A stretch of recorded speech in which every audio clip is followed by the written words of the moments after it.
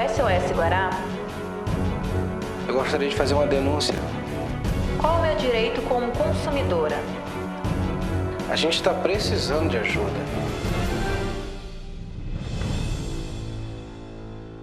Olá, está começando o programa SOS Guará. Os contribuintes nem terminaram de pagar o IPVA, muitos ainda nem fizeram a declaração do imposto de renda deste ano e já está chegando o carnê do IPTU na sua casa.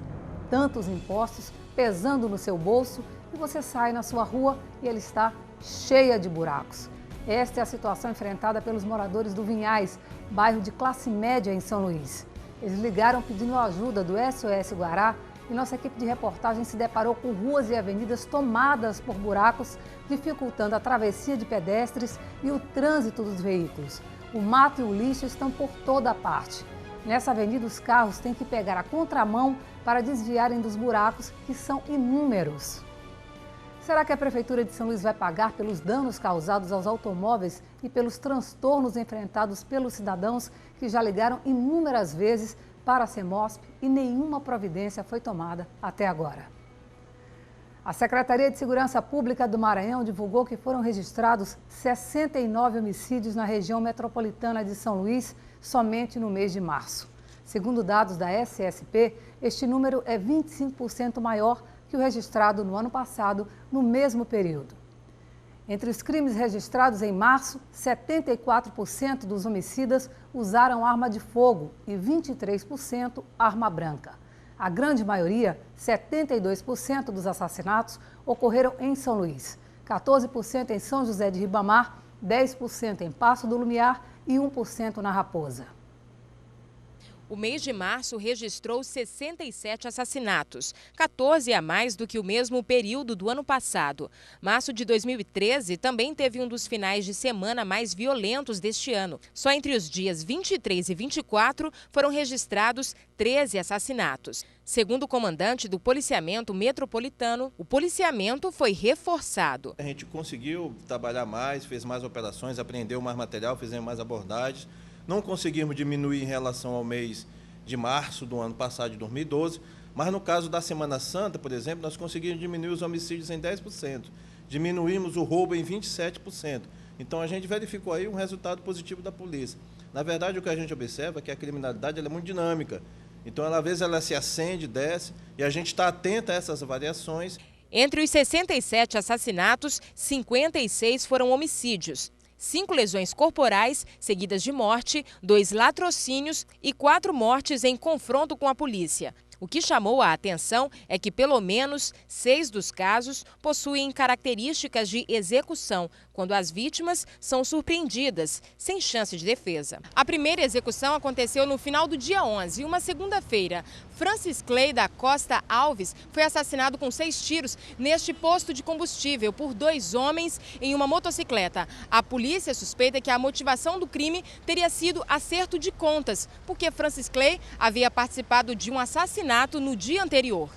Outros 3 casos de execução aconteceram no dia 12. O primeiro, Giovanni Costa Freire, atingido com cerca de 5 tiros, nas proximidades da Praça da Alegria, no centro da cidade. O segundo ocorreu à noite. A vítima foi Raimundo Filho dos Santos Mendes, morto com 5 tiros por volta de 8 horas no bairro de Fátima.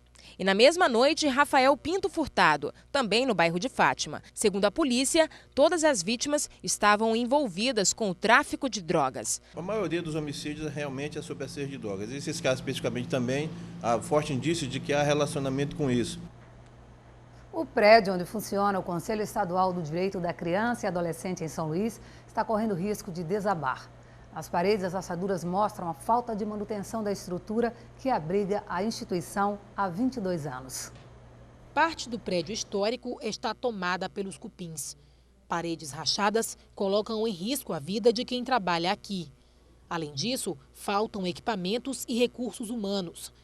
Estes são os principais problemas enfrentados pelos profissionais do Conselho Estadual da Criança e do Adolescente em São Luís. O prédio está uma estrutura muito precária, né? E fomos visitar um prédio aqui na Rua do Egito, né? Um prédio que aparentemente está em perfeitas condições, mas precisa de algumas reformas.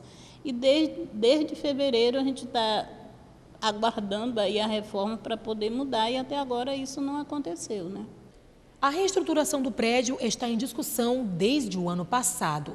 Um remanejamento para um imóvel alugado estava previsto para março deste ano, mas até agora não aconteceu. Como esse prédio aqui está sediado no centro histórico, então há uma perspectiva de reforma através do IFAM. Então a gente acredita que ele vai ser reformado e que a gente vai mudar para um outro espaço temporariamente.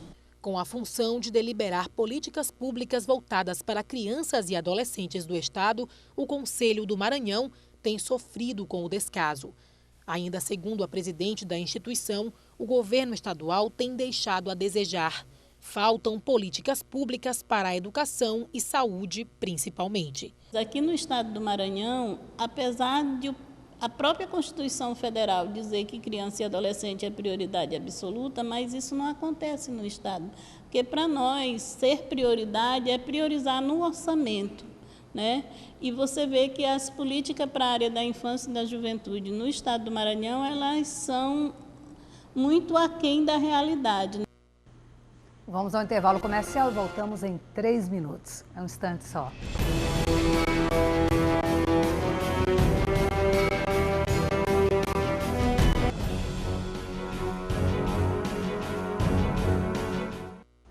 Estamos de volta com o programa SOS Guará.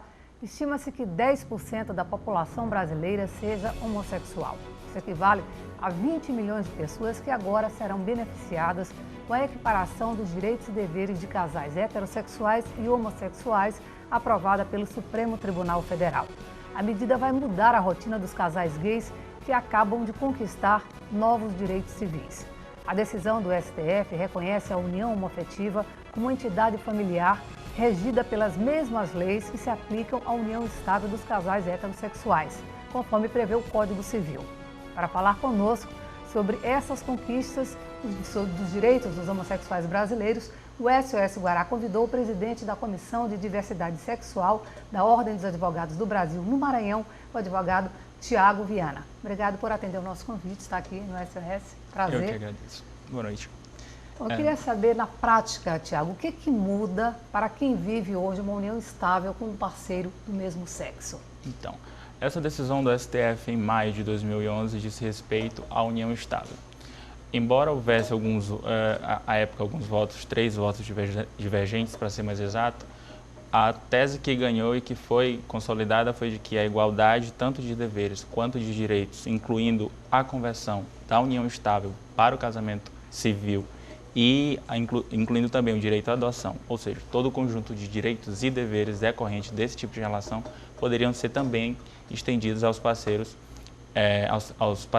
de relações homoafetivas. Então, vamos lá, o que caracteriza a união estável? Quando é que pode ser considerado um relacionamento já uma união estável e aí já cercado de todos esses amparos legais? São alguns critérios. A Constituição acabou inovando com relação às entidades familiares, porque além do casamento tradicional, como a gente conhece, ela também reconheceu a união estável, que é basicamente uma relação em que 2 pessoas se juntam, vivem, no geral, sob o mesmo teto, uma relação pública, duradoura.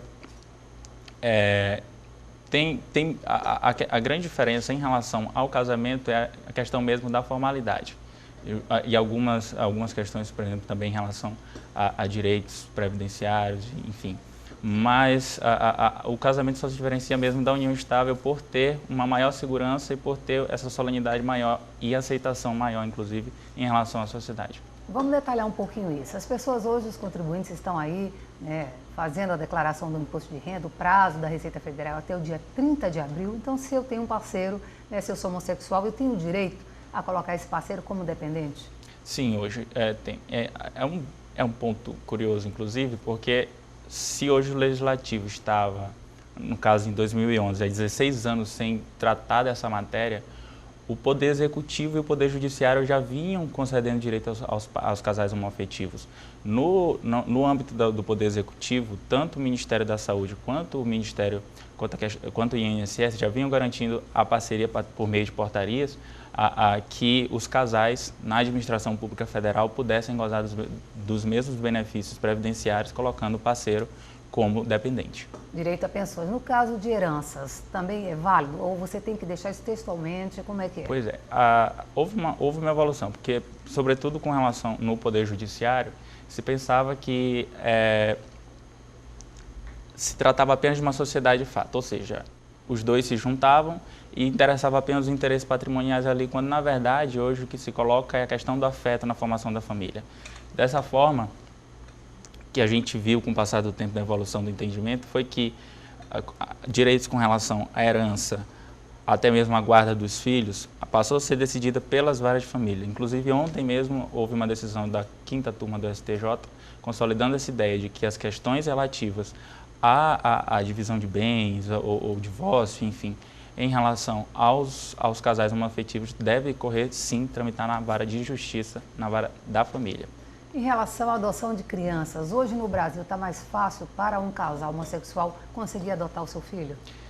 Está mais fácil, há várias decisões no STJ, inclusive nesse sentido, e, sobretudo, foi melhorado após a decisão do STF em 2011. O que acontece? Quando a gente fala de adoção por casal homoafetivo, não é tanto um direito do casal, mas o que se tem prioridade é a criança, o melhor interesse da criança. Isso vai depender da orientação sexual do casal. Nesse ponto, a gente pode perceber que vão ser, tanto um casal homoafetivo quanto um casal heteroafetivo vão ser submetidos aos mesmos critérios legais para poder adotar. E a questão da identidade de gênero ou orientação sexual do casal adotante realmente não importa. O que vai ser analisado são estrutura, questões econômicas, se eles realmente têm condições, são aptos a poder criar uma criança. Me diga uma coisa, o fato da gente viver num país que é eminentemente católico, a grande maioria da população é católica, a igreja tem peso, atrapalha nessa hora, em relação aos avanços nesses assuntos? Bem, hoje a gente, por exemplo, no julgamento do STF, a Conferência Nacional dos Bispos do Brasil se fez presente como uma das entidades da sociedade civil para colocar lá sua posição de ser contrária, sim, à questão da união homoafetiva. Entretanto, a gente tem que entender que, assim, por maior que seja o poder, não só da igreja, a mesma influência da tradição cristã na nossa cultura, os direitos humanos são interdependentes, os direitos humanos estão interligados, então eles devem ser garantidos ainda que a despeito dessa vontade da maioria. Eles devem ser garantidos, ponto. E aí a gente tem que falar de igualdade, que é o principal elemento que iguala esses casais. Ok, nós vamos a um rápido intervalo e voltamos em instantes.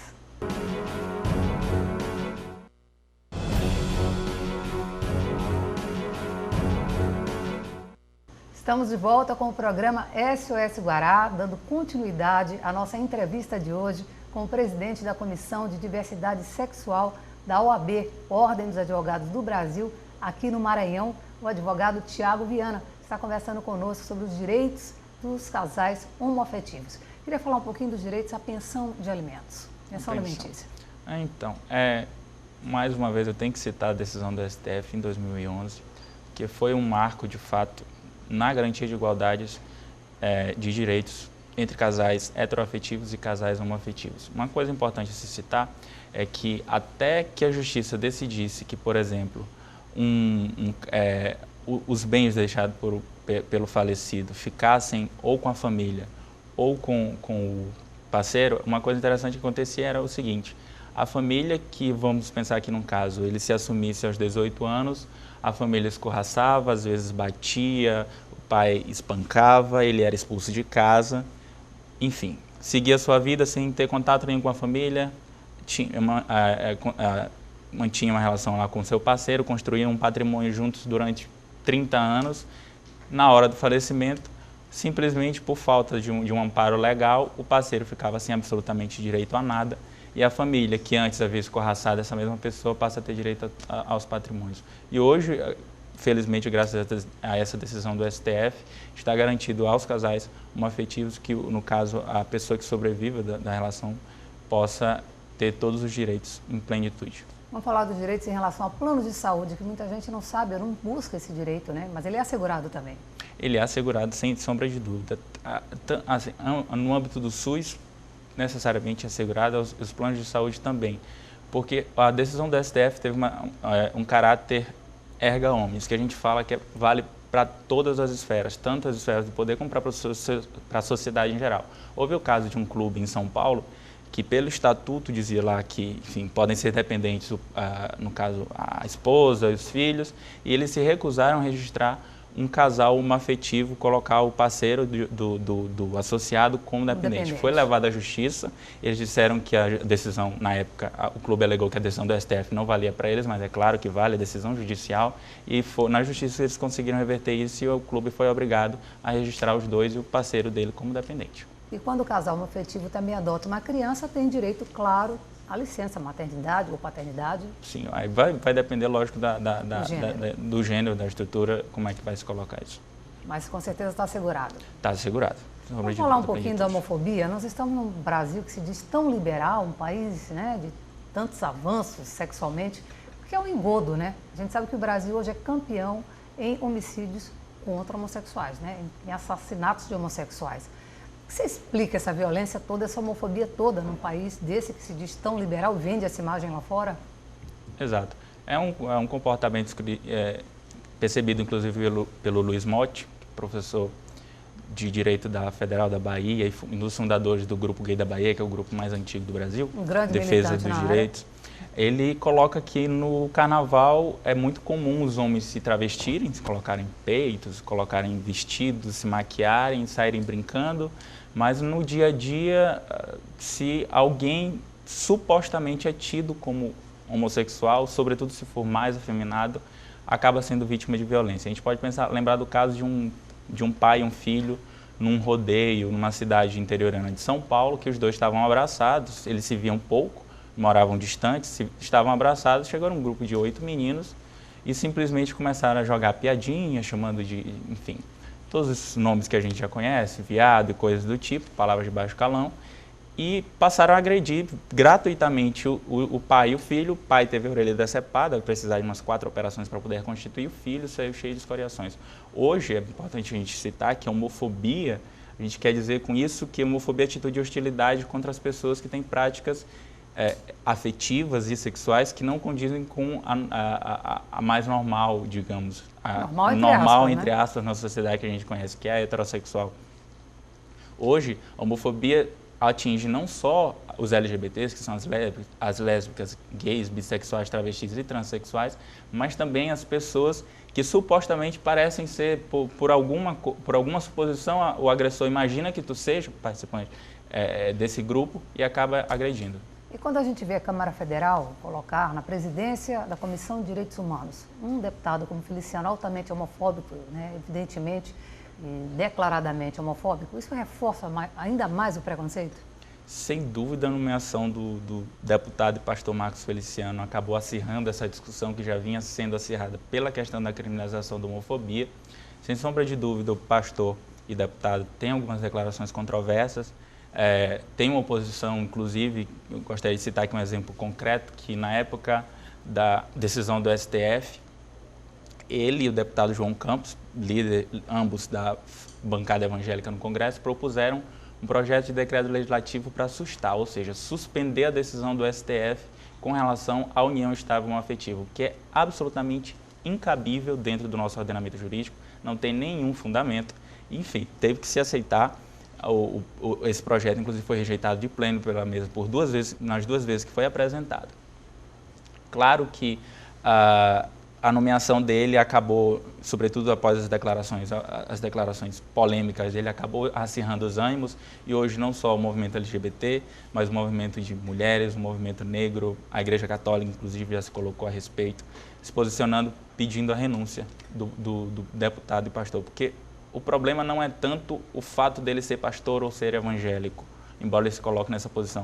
O problema foram as declarações por ele feitas, consideradas por muitos de cunho racista, homofóbico, de intolerância religiosa e machista também. A gente sabe que até muito pouco tempo aqui no Brasil, a homossexualidade era considerada uma doença e ainda hoje muitas igrejas evangélicas, falei ainda há pouco no bloco anterior da Igreja Católica, mas muitas igrejas evangélicas anunciam abertamente a cura para esta doença que seria o homossexualismo. Então, isso é um fato muito grave, né? O direito tem que se guiar pela ciência nesse aspecto, que a Organização Mundial da Saúde diz desde 1990. Ser LGBT não constitui doença, distúrbio, perversão, nem nada do tipo, embora essa seja a mentalidade que se tenha hoje. Quando dentro de uma igreja um pastor faz esse tipo de pregação, não há um amparo bíblico para isso. Bíblico, quando eu falo da questão que ele pode falar que é abominação, que ele pode falar, citar Levítico, por exemplo, mas não há amparo bíblico algum para esse tipo de discurso. Acaba abusando-se do direito de expressão da liberdade religiosa, se incorre no discurso de ódio, que caso o PLC 122 tivesse sido aprovado nesse caso concreto, é muito importante citar nesse caso concreto, haveria abuso de direito e, portanto, poderia, inclusive, responder um processo criminal. Sim. Quero agradecer a sua participação, esclarecer as pessoas que estão em casa que isso é uma característica genética, você nasce homoafetivo como você nasce baixo, alto, gordo, magro, louro, moreno, está provado. Irmãos gêmeos criados separados até em outro continente, quando um homossexual, o outro também é. Então está na hora da gente evoluir, da gente aprender a respeitar a diferença. Cada ser humano é de uma forma, você tem o direito de amar quem você bem entender. Acho que a gente precisa evoluir para isso, ter mais educação sexual para as novas gerações enxergarem todos, né, com respeito, como a gente tem que tratar o ser humano. Queria agradecer demais a sua participação, volte sempre, muito. Foi um prazer. Prazer. O SOS Guará fica por aqui, a gente volta amanhã a partir das 19h45. O programa é reprisado de segunda a sexta às 6 da manhã. Para participar basta ligar 3194-1980 ou enviar um e-mail para sosguará@tvguará.com. Obrigada pelo carinho, pela audiência e até amanhã.